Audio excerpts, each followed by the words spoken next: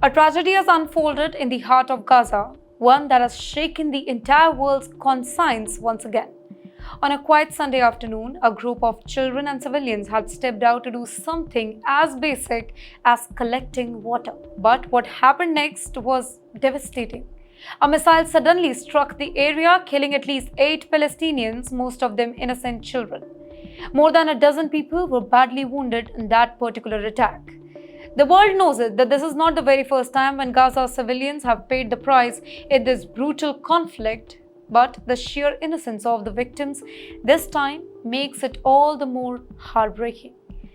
These were not militants, these were not fighters, these were children just trying to survive in a place where clean water is now a luxury. The Israeli military quickly responded, admitting the missile was meant for the different target. They call it a technical error.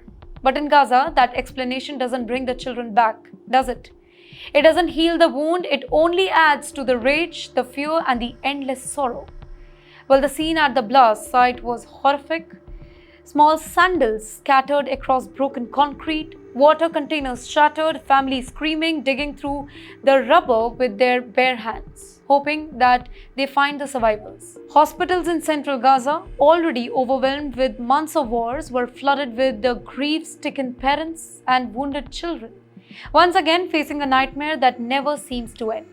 On the other hand, Israel says that missile was targeting suspected militants. But that missile didn't hit a militant base. It hit a place where kids were lining up for water. A basic human need turned into a death trap. In the past 9 months of war, stories like this have become too common. And it is not just Israel to be blamed, but what about Hamas? Gaza is suffering not just from bombing, but from complete humanitarian collapse. There is no clean water for people to drink, electricity is scarce, medical supplies are running out, and still the strikes continues from both the ends. In the meantime, international organizations have called for an investigation.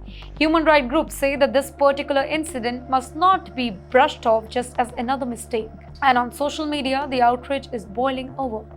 Hashtag demanding justice are trending worldwide. Many people are asking, how many more technical errors will take it before somebody is held accountable? In the meantime, the people of Gaza continue to live in fear. Every walk outside, every search for water, every trip to a clinic, it could be your last. There is no safe place in Gaza, no shelter and no escape. This is not just another news story. This is a human tragedy and the world must not look away.